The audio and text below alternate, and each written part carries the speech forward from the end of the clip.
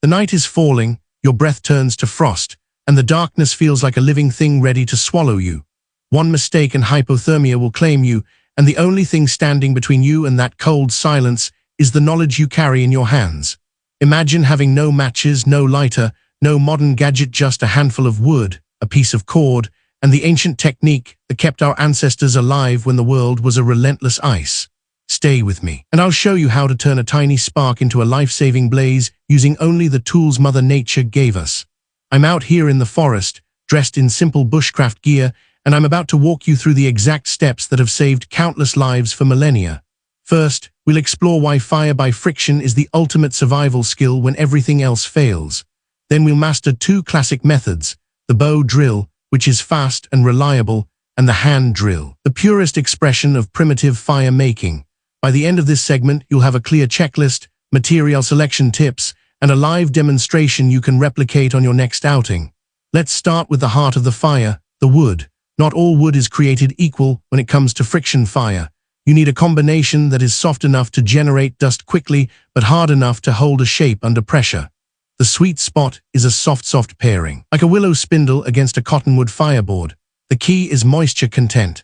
Ideal wood holds roughly 8 to 12% moisture, dry enough to spark, but not so dry that it crumbles. A quick squeeze test will tell you if you've hit the right range. If the wood snaps cleanly in your hand, you're good to go.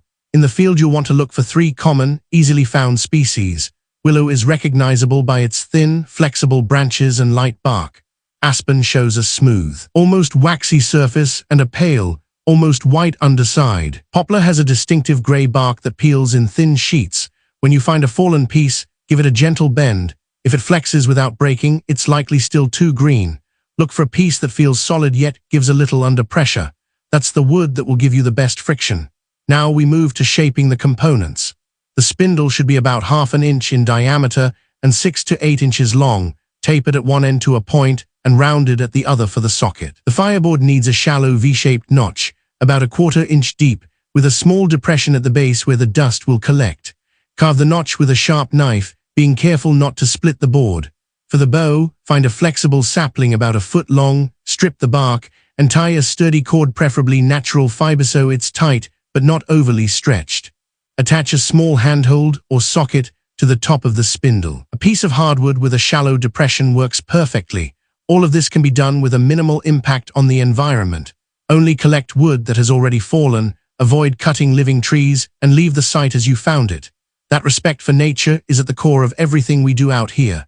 With the bow drill assembled, the physics become surprisingly simple. As you pull the bow back and forth, the spindle spins rapidly against the fireboard, generating heat through friction. That heat carbonizes the wood dust, creating a fine, glowing ember. The secret to success is steady downward pressure combined with a consistent, smooth speed. Too much pressure and the spindle will dig in, too little and you won't generate enough heat.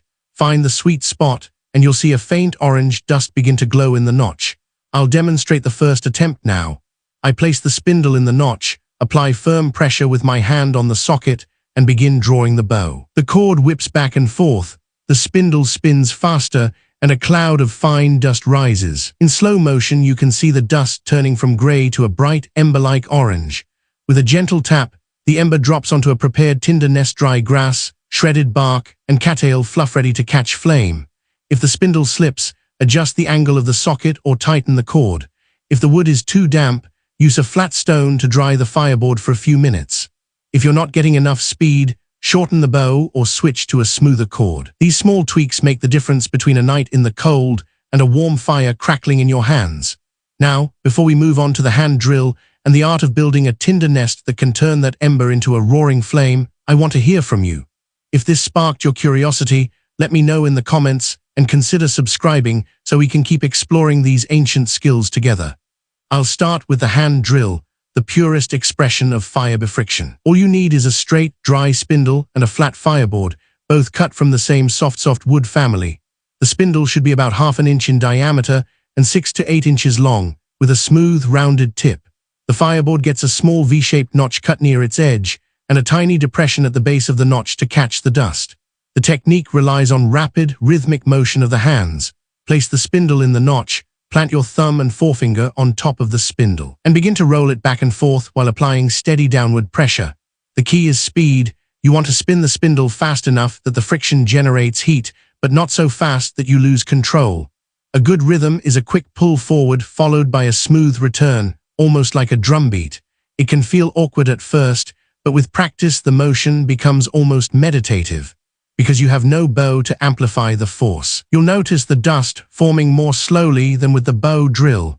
Patience is essential. Keep the spindle centered in the notch, and if you feel it slipping, adjust the angle of your hands or the depth of the notch. Once the dust begins to glow a faint orange, you'll see a tiny ember appear in the depression. That moment is the turning point, the spark that can become a flame.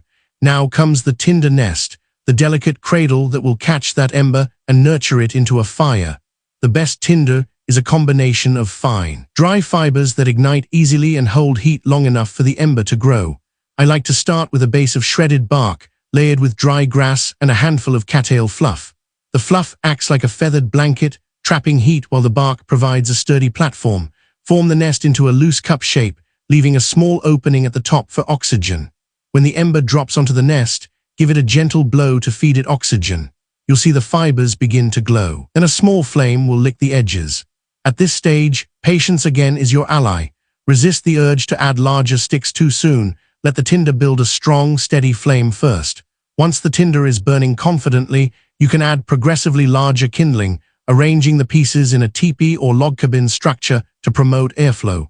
One trick that many beginners overlook is the use of a stone reflector to concentrate heat. Place a flat, dark stone a short distance behind the fire, angled so that the radiant heat bounces forward onto the tinder.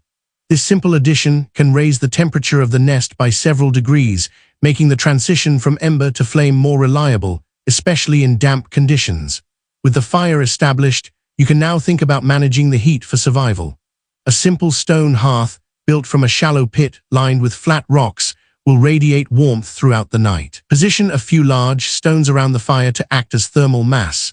They absorb heat while the flames burn and release it slowly after the fire dies down, keeping the surrounding air warmer for longer.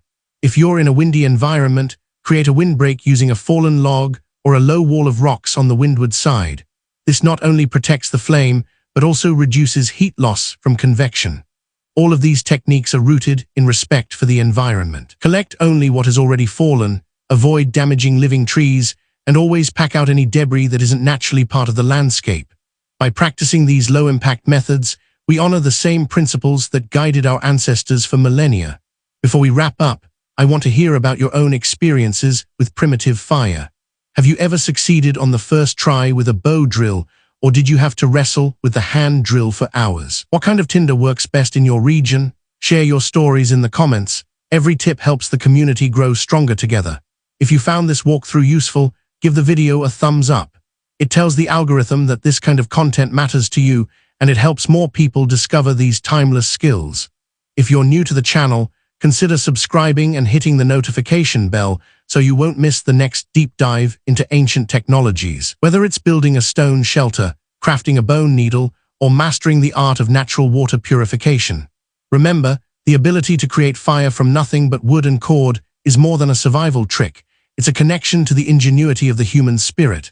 The next time you find yourself in the wilderness, you'll carry with you a piece of that ancient knowledge, ready to turn a cold night into a warm, glowing sanctuary. Stay curious, stay respectful, and keep the flame alive. Until the next adventure, this is Untamed Heritage signing off.